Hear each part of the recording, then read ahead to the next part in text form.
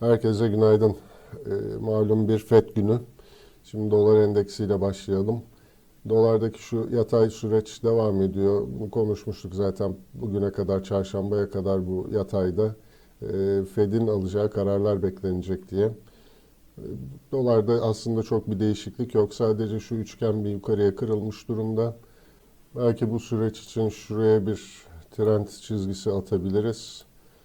Yani buranın kırılıp kırılmayacağını takip edebiliriz belki gün içinde.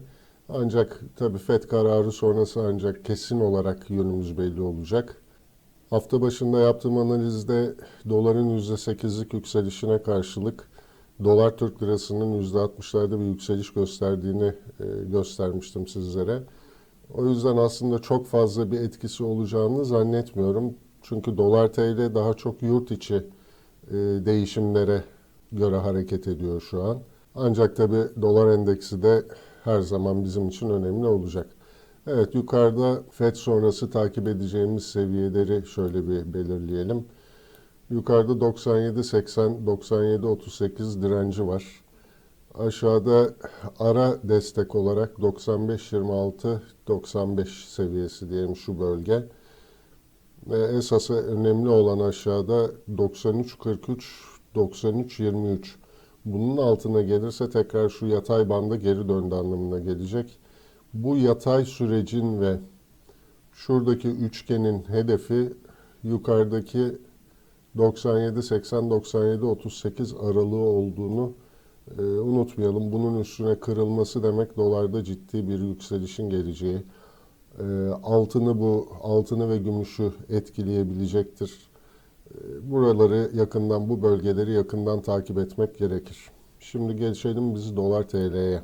Şimdi dolar Türk lirasında hafta başı yaşadığımız şu yükseliş aslında ortalığı çok karıştırdı. Eğer kur 14 liranın altında kalmaya devam ediyor olsaydı yarın gelecek faiz arttırımından, faiz indiriminden emin olabilirdim. Fakat şu gördüğü seviyelerde artık faiz indirimi yapmaları çok zorlaştı. Geçen hafta sonu çektiğim videoda Cuma günü yapılacak asgari ücret toplantısının pazartesiye alındığını ve pazartesi asgari ücretin açıklanacağını söylemiştim. Fakat kurdaki bu yükselişten dolayı bir asgari ücreti dahi açıklayamayacak hale geldiler. Haberleri takip ettiniz mi bilmiyorum ama sarayda toplantı üstüne toplantı yapılıyor. Ve bir türlü asgari ücreti açıklamak için şu ekran karşısına geçemez durumdalar. Dolayısıyla kurdaki bu yükseliş artık hükümetin de kontrol edebileceği, idare edebileceği veya çıkar sağlayabileceği bir durum değil artık. Şöyle bir yola gidebileceklerini tahmin ediyorum yarın için.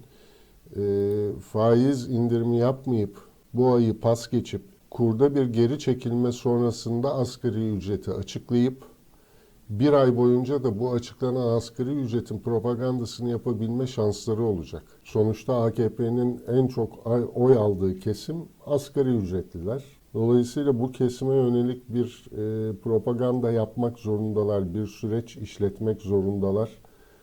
Bu yüzden yarın faiz indirimi olmayabilir diye düşünüyorum, pas geçilebilir. Bu süreç içerisindeki dolardaki geri çekilmeler ise alım fırsatı olacaktır. Aşağıda şu bir desteğimiz var 12.50 seviyelerinde. Onun da altında 11.60'larda bir desteğimiz vardı. 11.60'lara kadar geri çekileceğini zannetmiyorum ama şu 12.50'lere doğru bir düşüş gelebilir. Bunun da altında bir 11.90 var ara destek.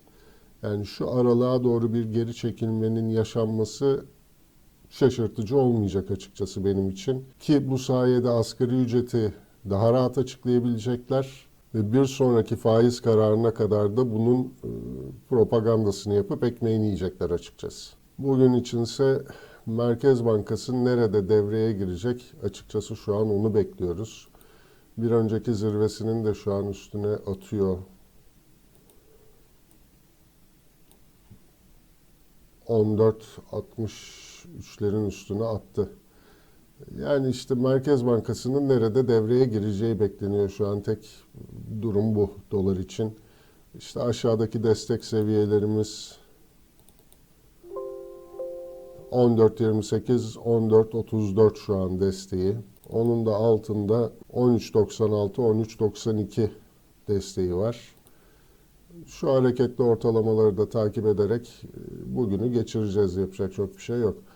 Bu arada aşağıdaki 13.50'lerdeki 13.45, 13.50 aralığındaki desteğimi de artık yukarıda 13.65, 13.69 aralığına çektim.